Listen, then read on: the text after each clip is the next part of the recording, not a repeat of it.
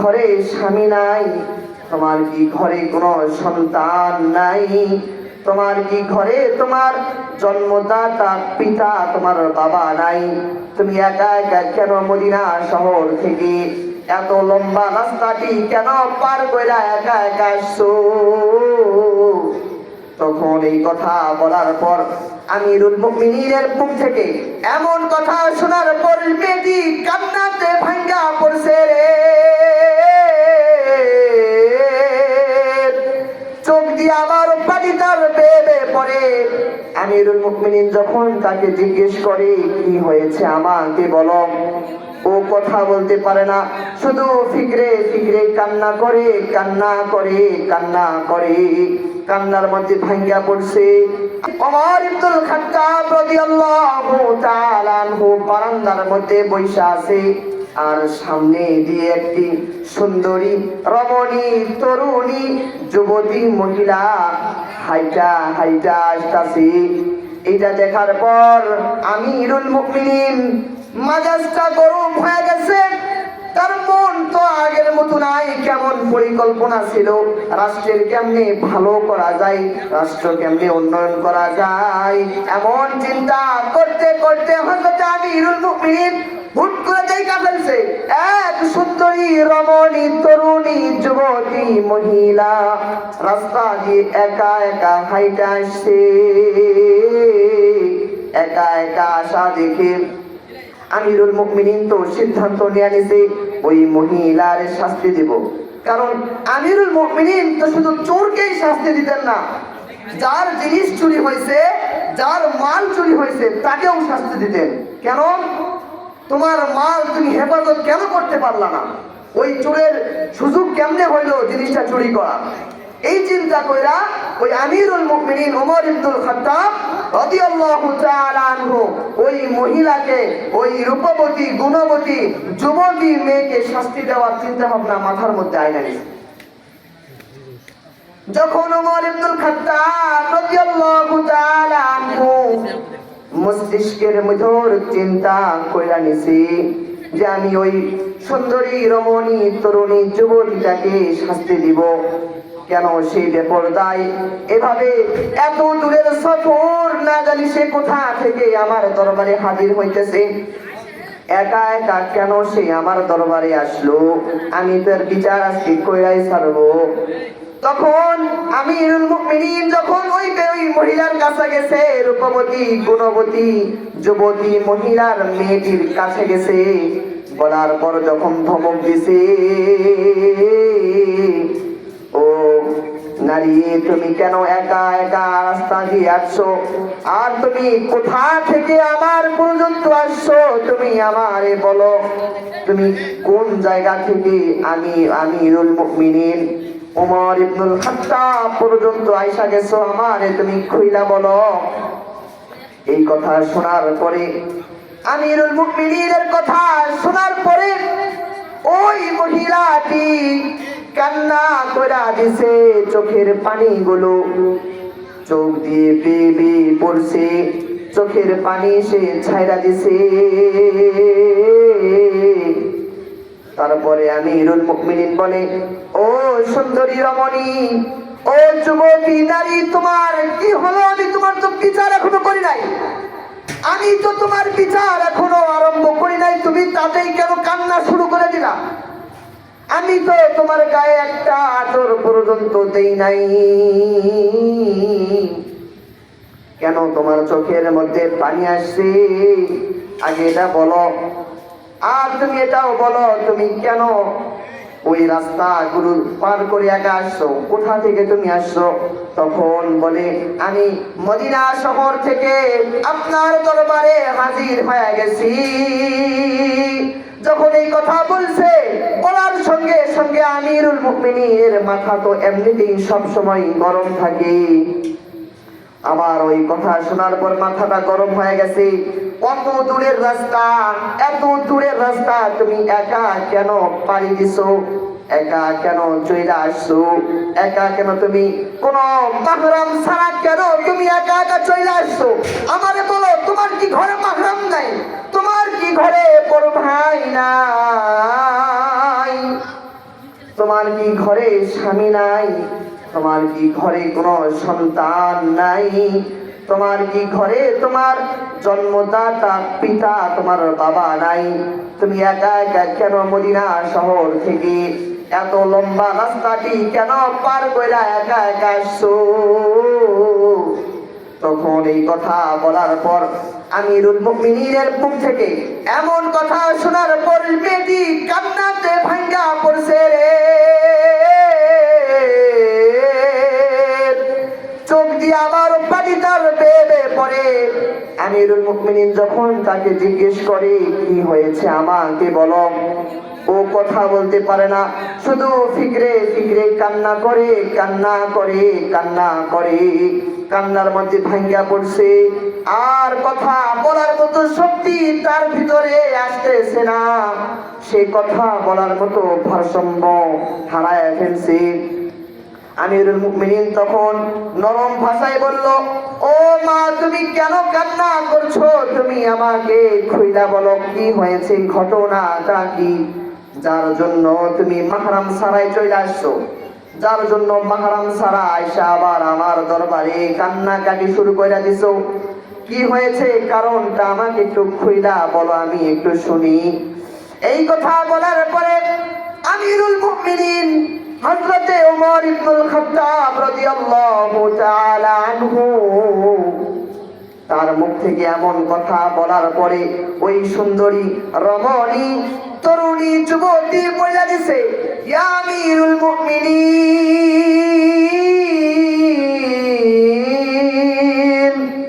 মাহরাম আমি পাবো কই?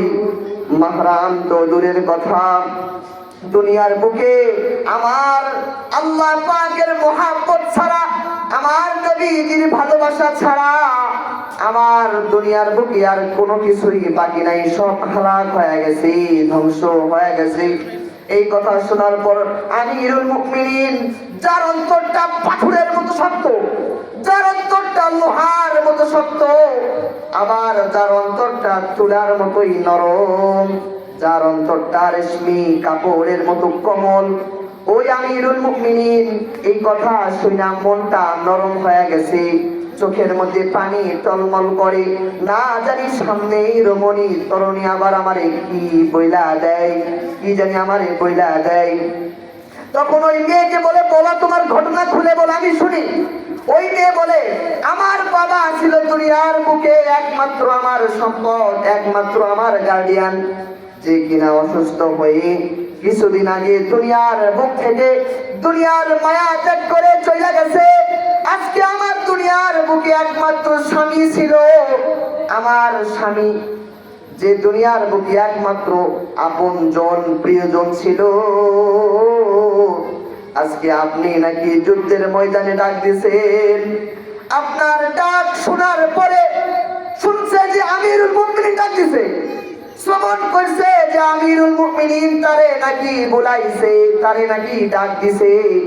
আমিরুল মুমিনিনের কথা শুইনা, আপনার কথা শুইনা, আল্লাহ পাকের মহব্বত অন্তরে ধারণ কইরা, আল্লাহর নবীর ভালোবাসা বুকের মধ্যে জমায় রাখা, সে নাঙ্গা তলোয়ার নিয়ে যুদ্ধের ময়দানে বের হয়ে গেছে।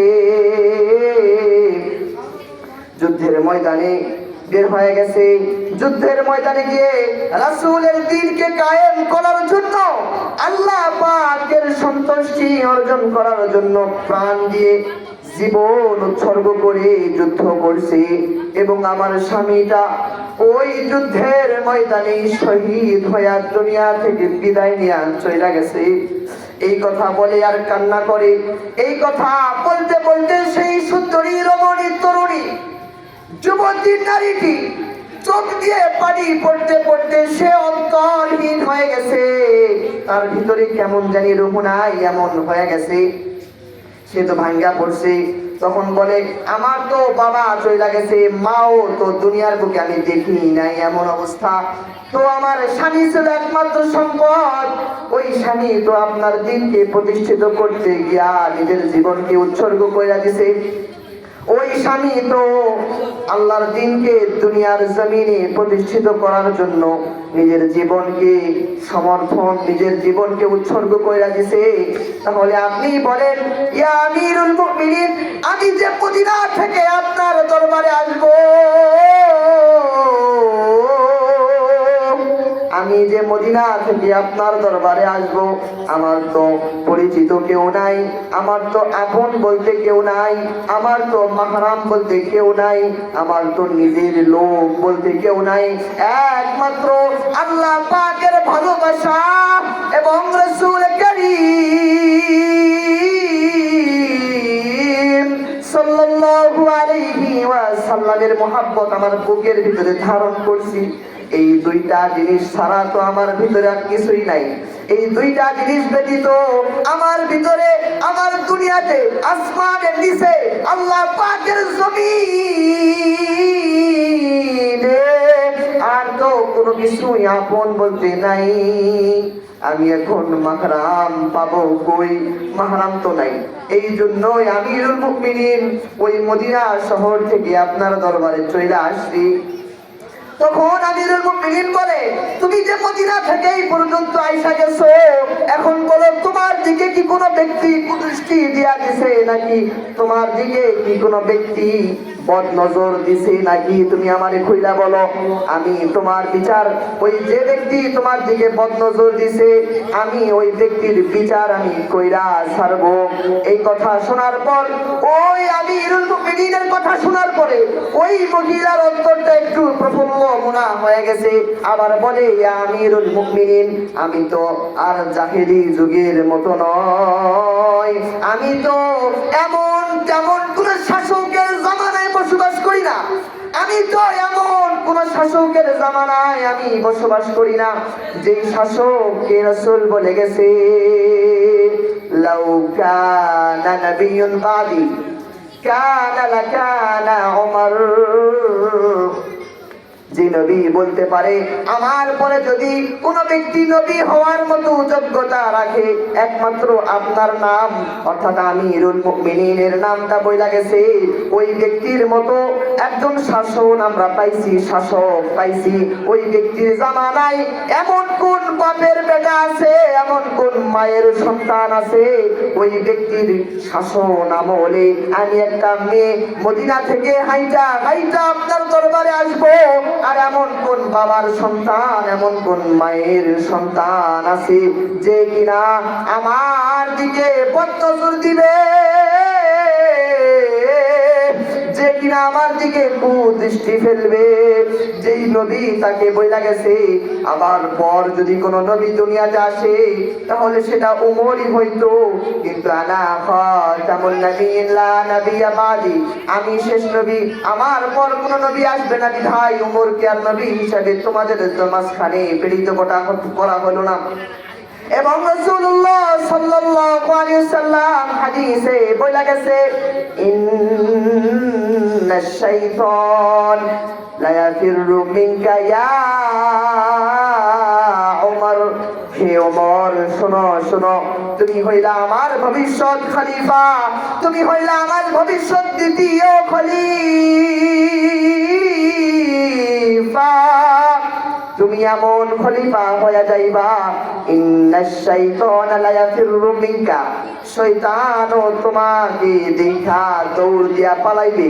শয়তানও যেই শাসকের জামানায় দৌড় দিয়া পালায়, ওই শাসকের জামানায় ওই শাসকের শাসন আমলে এমন কোন মায়ের সন্তান দুশ্চরিত্রবান পুরুষ কি আছে নাকি যে আমি একটা মেয়ে মদিনা থেকে রাস্তা অতিক্রম করব আর আমার দিকে কুদৃষ্টি দিবে, আমার দিকে পথ নজর দিবে?